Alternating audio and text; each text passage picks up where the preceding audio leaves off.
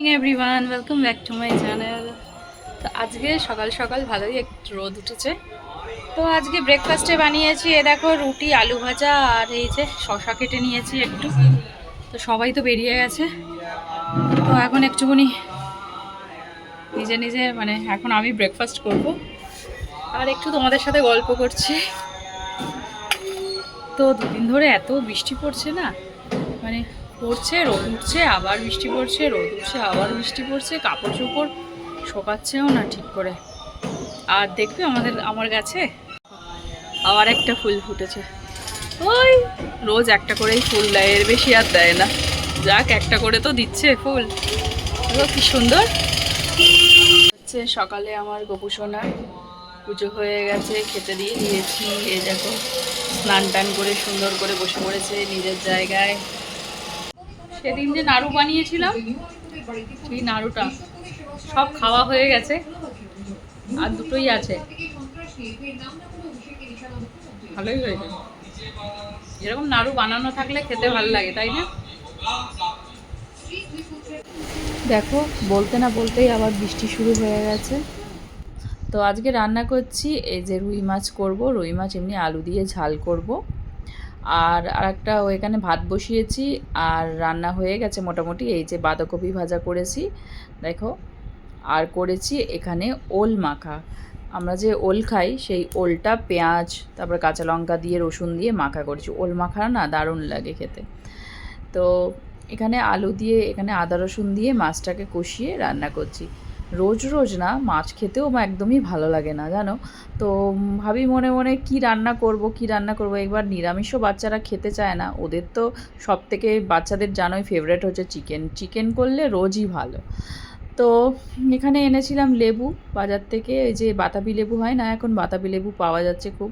তো একটা বাতাবি লেবু এনেছি। তো আমাদের তো গ্রামের বাড়িতে বাতাবি লেবুর গাছই ছিল। তো এত ভালো মিষ্টি না, কি বলবো। আর যেটা এনেছি কিনে সেটাও খুব ভালো মিষ্টি।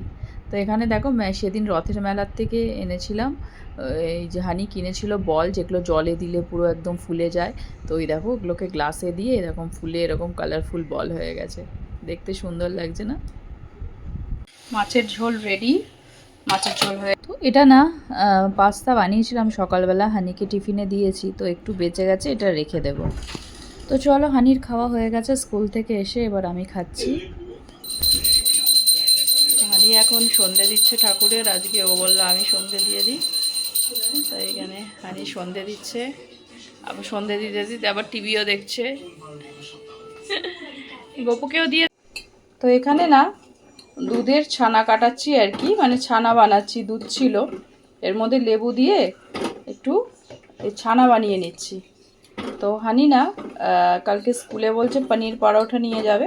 তো পনির পরোটা নিয়ে গেলে তো পনির আর আনিনি, আর ছানাটা খেতেও না ও খুব ভালোবাসে। তো ভাবছি এটা দিয়েই ওকে, এটার সাথে না একটু চিনি দিয়ে দিলেও খেয়ে নেয়। তো এখানে অল্প একটু চিনি দিয়েও দিয়ে দেবো ওকে স্কুলে, আর একটু এটা দিয়েই ওকে পরোটা বানিয়ে দিয়ে দেবো। পনির পরোটা হয়ে যাবে আর কি। একটু এর সাথে পেঁয়াজ দিয়ে লঙ্কা দিয়ে যদি একটু মেখে পরোটা বানিয়ে দিই না, এর আগেও অনেকবার দিয়েছি, তো ওর খুব ভালো লেগেছে। তো আমি এরকম করে ছানাটা কাটিয়ে, আর অনেকটাই দুধ ছিল, তো ভাবলাম ছানা কাটলে ভালোই হবে, ছানা হয়ে যাবে অনেকটা। তো রাত্রের ডিনারে না ভাবছি একটুখানি চিলি চিকেন বানাবো। তো এখানে একটু সলিড চিকেন ছিল, সেটা আমি না এখন একটু ম্যারিনেট করে রাখছি। তো ওই আধ ঘন্টা মতন রাখবো। এর মধ্যে আদা রসুন, একটু সয়া সস, আর একটু সাদা সাদা যে দেখছো ওটা না একটু চিজ দিয়েছি। আমার কাছে চিজ স্লাইস ছিল, সেই চিজ স্লাইসটাই একটা এর মধ্যে দিয়ে দিয়েছি, সেটাই ভালো করে চটকে নিচ্ছি আর কি। তো ওটা 1 ঘন্টা মতন রেখে দেবো। 1 ঘন্টা না আধ ঘন্টা মতনই রাখবো, এখন আর সময় নেই, 8টা বাজে। তো হানিকে এটা ম্যারিনেট করে রেখে একটুকুনি ওকে পড়িয়ে নিই, ওর স্কুলের হোমওয়ার্কগুলো আছে ওগুলো একটু করিয়ে নিই, তারপরে বানাবো। तो ब्राह्मण ब्राह्मणी ने पीसा, उससे भोजन तैयार ही था कि उनके यहाँ भूख से स्वयं भूखा। তো এবার এটাকে ম্যারিনেট করা তো হয়ে গেছে, আমি এখন আধ ঘন্টা পরে এসেছি। এবার ওই চিকেনের মধ্যে কর্নফ্লাওয়ার 2 চামচ কর্নফ্লাওয়ার আর একটা ডিম দিয়ে দিয়েছি, দিয়ে এবার এটাকে ভালো করে মেখে নিচ্ছি। দেখো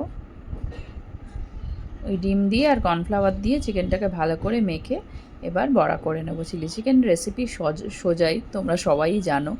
তো যাই হোক, তাও একটু আর কি কী করে করছি তোমাদের একটু বলে দিলাম। তো এবার এই যে চিকেনগুলোকে একটা একটা করে ভেজে নিলাম, লাল লাল করে ভেজে এবার তুলে নেব। এইভাবে ভেজে না পকোড়া খেতেও দারুণ লাগে না? এরকম বাজতে বাজতেই হানি তো 2-3টে নিয়ে চলে গেল। তো চলো আমি বাকিগুলো এইভাবে সবগুলো কি ভেজে নিই আর কি। এভাবে অর্ধেক হয়ে গেছে, আর এটা করলেই আমার হয়ে যাবে পকোড়াগুলো ভাজা।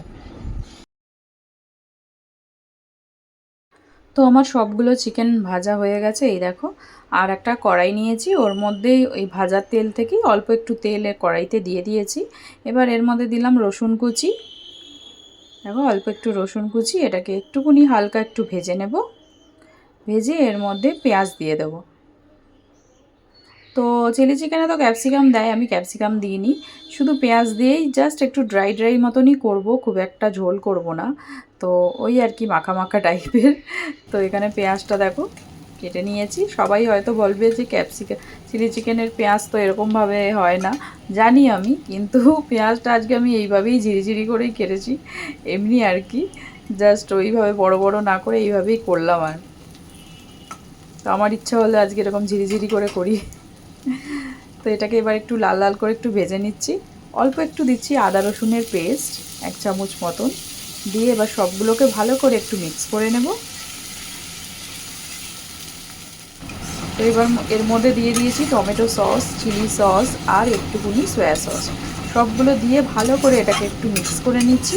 এবার ভালো করে মিক্স করে এবার এর মধ্যে পকোড়াগুলো সব দিয়ে দেবো, মানে চিকেন পকোড়াগুলো সব এর মধ্যে দিয়ে দেবো। এরকম দিয়ে ভালো করে এটাকে মিক্স করে নিচ্ছি। দেখতেই পাচ্ছ একদম শুকনো শুকনো হয়েছে। আমি বেশি গ্রেভি করব না, একটু শুকনো শুকনোই রাখছি। তো চলো আজকের মতন ভিডিওটা এখানেই এন্ড করছি। দেখা হবে তোমাদের সাথে আবার একটা নতুন ভিডিওতে। টাটা।